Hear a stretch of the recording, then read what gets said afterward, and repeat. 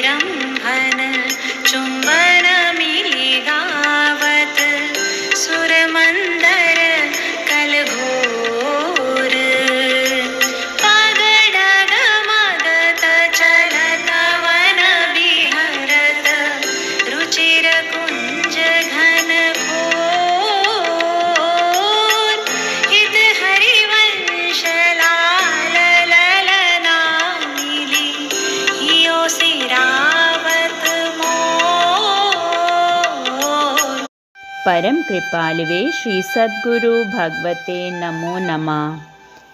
कालिंदी के तट पर एक निकुंज भवन में प्रिया प्रियतम ने संपूर्ण रात्रि व्यतीत की है। प्रातः काल हो चुकी है। दोनों अलसाए हुए से एक दूसरे के कंधों पर भुजा दिए हुए बैठे हैं। श्री अंगों के वस्त्राभूषण अस्त व्यस्त हो चुके हैं। दोनों एक दूसरे की मुख माधुरी का पान कर रहे हैं।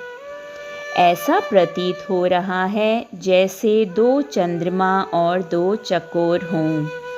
दोनों मंद मंद स्वर में कुछ गान कर रहे हैं। फिर वे डगमगाते हुए श्रीवन की ओर चल पड़ते हैं। वे अब चलते हुए उपवन में प्रवेश करते हैं। इस प्रातःकाल की छवि का दर्शन कर सखियां आनंदित हो रही हैं।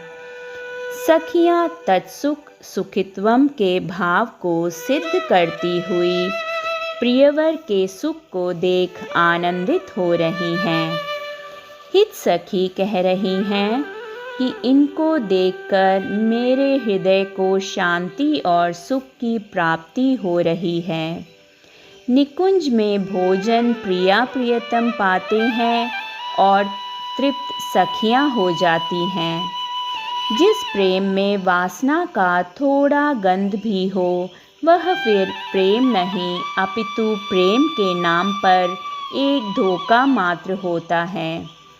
अक्सर संसार में प्रेम के नाम पर हम इसी धोखे का ही दर्शन कर पाते हैं। संसार में नायक और नायिका अपने अपने सुख के लिए अक्सर प्रेम का नाटक ही किया करते हैं, पर निकुंज में तो सब एक दूसरे के सुख के लिए ही सब क्रियाओं को करते हैं।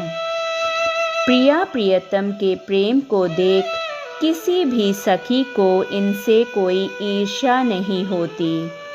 ब्रजलीला में तो चंद्रावली और उनकी सखियों का श्री राधा के प्रति द्वेष और मत्सरता का भाव पाया जाता है, पर निकुंज वृंदावन में तो केवल तत्सुख सुखिया भाव ही पाया जाता है। यह था इस पद का भावार्थ। अब हम अगला पद लेंगे। आज वन क्रीडत श्यामा श्याम, आज वन क्रीडत श्यामा श्याम, सुभग बनी निशि शरद चांदनी, रुचिर कुंज अभिराम,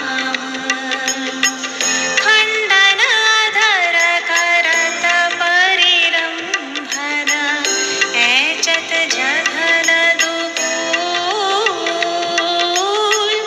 उर नख पात तिरछी चितवन, दंपति रस समतूल,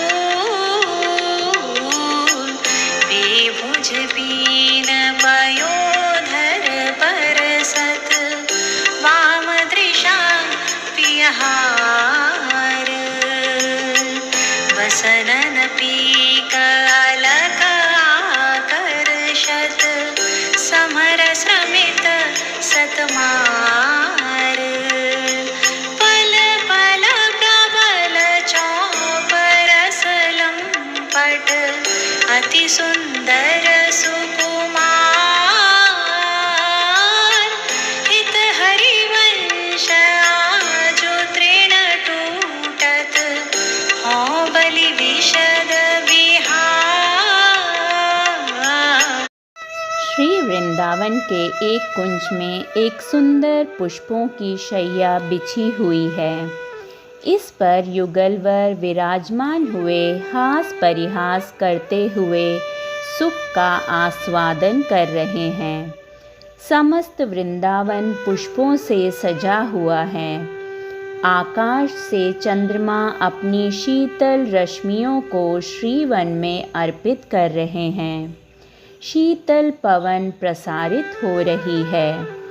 प्रियाजू परिहास करते हुए धीरे से प्रियतम के हार का स्पर्श करती हैं और कभी लालजू के वस्त्रों पर तांबूल की पीक लगा देती हैं।